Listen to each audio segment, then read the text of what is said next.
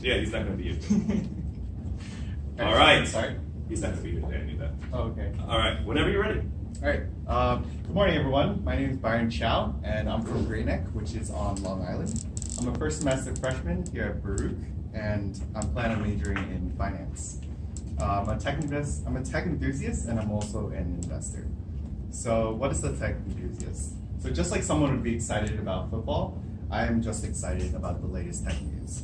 So whether that be new iPhones from Apple, or artificial intelligence developed by NVIDIA, or consumer rockets from SpaceX, take you from New York to Beijing in 30 minutes. My group of friends, I'm the tech go-to guy, so if they need a new phone because your contract's up with Verizon, or maybe you need a new laptop for college, I'm like the guy they go to. I'm also the kid in class that always volunteers to help teachers with like Smartboard, or if they're not problem solving with TDFs. So I'm really well informed in the world of technology. Another hobby I partake in is investing. I like to share a quote before I begin, and it's someone is in the shade today because someone planted a tree a long time ago. So why do I share this quote? Is it because I think everyone should plant trees to better the environment? Although that's true, that's not why I share this quote. It's because the tree is an investment, and the return on investment is the shade that the tree gives. So take a look around. Everybody invests in something, whether that be a professor or so with 401k for his retirement fund so he can buy cookies and retire. Or Wayne's speech from last week, he invested in his hobby by purchasing a bow. Everybody here is making a really important investment right now, and that's attending Baruch so you can further your career in the future. Personally, I invest in the stock market, and the stock market's a marketplace where investors can exchange pieces of a company known as shares, which is also known as stock. If the company does well and the profits rise, then the demand for the stock of the company will rise, thus increasing the stock price.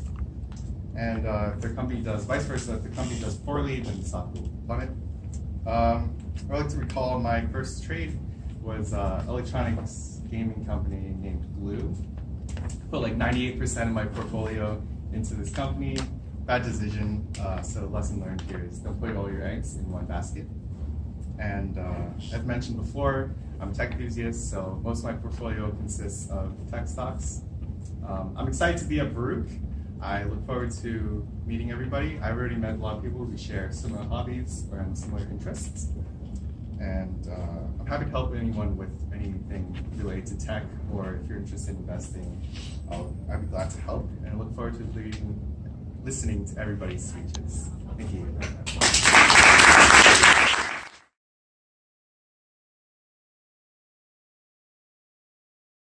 Spends a third of their lifetime sleeping. That's, if you live to 90, that's about 30 years. We've all heard get more sleep in some form or the other. But what do we actually do during sleep? What does our body do while we're sleeping?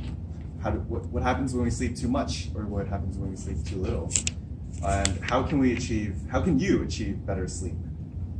Now, let's start off with what happens when our brains go to sleep. So many believe that our brain transitions to a sleeping phase just as our bodies do to replenish energy, but that's not true. In fact, there are just as many neurons firing when you're asleep as when you are awake. So there's two types of sleep. There's REM sleep, and there's also non-REM sleep. So REM sleep is active sleep. That's when people who are awoken from this phase have very vivid dreams, and their bodies are paralyzed so that when they move in their dreams, they don't move in real life. So when I wake up from like nightmares, I get stabbed by like a samurai. So I'm glad my body's paralyzed so I don't like roll off the bed or something. And the second sleep you have is rapid eye movement sleep. Non-rapid eye movement. And this is dreamless. You don't have any dreams, you don't experience anything. This is just your body transitioning into deep sleep. And there are 3 stages, N1, N2, and N3. In the beginning of sleep, which is N1, you are easily awoken, and people don't even know that they're sleeping during this phase. In N2, you have little to no dreams, and you're easily awoken.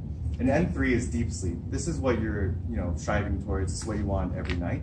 And this is, you're less able to be woken, and your heart rate decreases, and your breathing also decreases. So, and your body temperatures, blood pressure and body temperatures drop. Now, in a poll I conducted in class, many of you that responded, most of you agree that college has affected our sleep cycles. It's impacted our REM sleep, our non-REM sleep, and has an impact on our deep sleep. Now, deep sleep isn't something we can barter with. It's not something we can trade. Too much or too little sleep can have negative side effects. So, for example, if you sleep in on Saturday, you probably think that's fine, right? I get 3 hours of sleep, and I get an extra 3 hours of sleep, makes up for the overslept time on Monday, Tuesday, or Wednesday.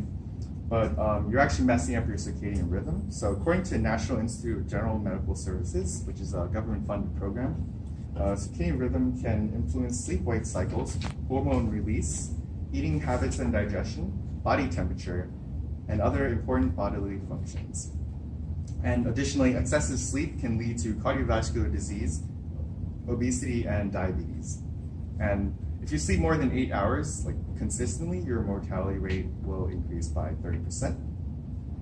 Also, sleeping less, we're all familiar with this. Sleeping less makes you groggy in the morning and also has the same side effects as sleeping too much. So when you sleep less than 7 or 8 hours, you can cause cardiovascular disease, obesity, depression, and brain damage. Now, if you miss a night, you're probably thinking, it's fine, I'll just make it up the next day. But when you stay up for the whole night, you have increased dopamine in your brain. While you gain more energy, your brain shuts down other parts that control other behaviors, like you become more compulsive, you have poor decision making, and you have slow reaction times. How can we get better? Now, you're probably thinking, Byron, I'm concerned. I've been sleeping too little, or I've been sleeping too much. If you have sleeping too much, I envy you. But I've been sleeping too little, right? But these effects that you've listed here, I'm getting not enough sleep. How do I resolve this? Well, you can resolve this by napping. Napping is a great way to give you a boost of energy during the day. But you want to keep your naps short so you don't fall into the N3 sleep, which is known as the deep sleep. So don't go over 30 minutes. And if you go into deep sleep, you won't be able to sleep as much during the nighttime. Another way to boost your sleep is to cut down on alcohol, caffeine, and cigarettes. So alcohol might help you sleep faster, but it disrupts your sleep and decreases the REM sleep that you need. Caffeine blocks adenosine in your brain, which tells you when to sleep. And you might think a cup of coffee in the morning is fine, but it actually keeps you up at night. And smoking is also causes sleep apnea, which is a common sleeping disorder. And smokers are 2.5 times more likely to have sleep apnea. So why do I bring up this topic?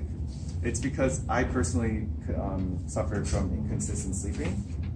Before researching, I would trade or barter divide up sleep. So when I get home, I would sleep to 5 to 9, then 3 to 7, and then on the train I would sleep 30 minutes, which adds up to 9 hours a day, which I think is fantastic. I'm already ahead of the curve because I'm getting 9 hours, which is more than the national average, right? But unfortunately, you're not getting enough of the deep sleep that you need because you want a consistent, one whole sleep to, just maintain good sleep. And the sleep is an issue that we have trouble balancing in college, especially with school, social lives, and not to mention some of us have jobs. I hope my sleep on speech has can help you starting tonight. Thank you.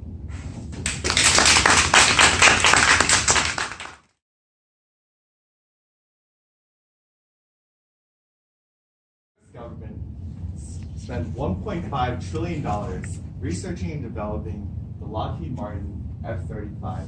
$1.5 trillion. To put that into perspective, that's if a Baruch student, average in-state Baruch students spend $7,000 a year, and 4 years would be $28,000. $1.5 trillion can fund 53 million students at Baruch for a full 4 years. My name is Byron Chow, and I will be talking about why military funding should be gradually decreased in the United States federal budget. Additional budgets can be reallocated into funds like healthcare, education, and social security. My aunt actually recently had a coronary artery disease, which is when your blood vessels restricts blood flow, and had to get surgery. Instead of going to hospital in states where insurance is like really expensive and getting a procedure like this is really expensive, she went to Taiwan because she was a dual citizenship, so she can take her surgery there, which was significantly cheaper. But not everyone has dual citizenships. In a survey I conducted in class, 94% of you agree with prioritizing healthcare over the military. Now, according to Bloomberg, 10% of the population under age of 65 is uninsured. The federal budget allocates too much towards the Department of Defense, which is indicated here. In the fiscal year of 2017, the military budget was 590, which is 2017. And in the same year, Medicaid budget was 375 billion. Additionally, in the fiscal year of 2019, the president proposed a budget increase to 681 billion. That's if you took this figure and made it into 651 billion. And why are we spending more on military than on Medicaid when people like my aunt, or maybe someone's relative who has cancer or has something else, needs to have this treatment done? As college students at Baruch, we understand the importance of education. Education is far more important than military budget here. But according to a New York Times article, young Americans that are well educated were more likely to become employed and then pay more taxes in return. The US government spends about $600 billion a year on defense and military, but only $66.8 billion a year on education. This makes up the non-defense sector. It says 610 billion, but if you look here, this is the discretionary spending funds, and this is education. The colors are weird, but this is education, and that's defense. That's education. So it's 66.8 billion. Additionally, funding has been decreasing for the past few years. In 2016, it was 70.7 billion, and in 2016 it was 70.7 billion. In 2017, it was 68.3 billion. In 2018, it was 67.8 billion. For fiscal year of 2019, Donald Trump wants to lower the budget to $59 billion.